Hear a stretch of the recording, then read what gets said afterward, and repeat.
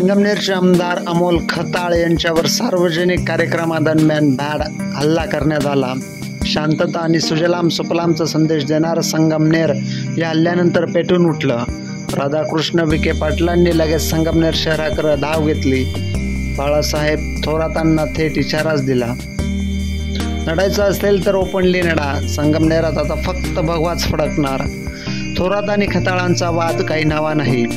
कधी न पडलेल्या थोरातांचा अमोल खताळांनी पराभव केला तेव्हापासूनचा वाद. संगमनेर शहरात अमोल खताळांवर झालेला भ्याड हल्ल्याच्या निषेधार्थ मूकमोर्चा काढण्यात आला.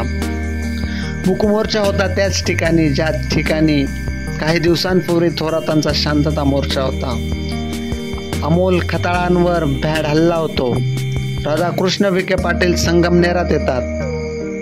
बाळासाहेब थोरातांना टार्गेट करतात, पण थोरातांची चुप्पी मात्र कायम. हल्ल्यानंतर खताळांनीही इशारा दिला, आम्ही बांगड्या नाही भरल्या. सणासुदीचे दिवस आहेत, 10 दिवस नंतर पाहून घेऊ.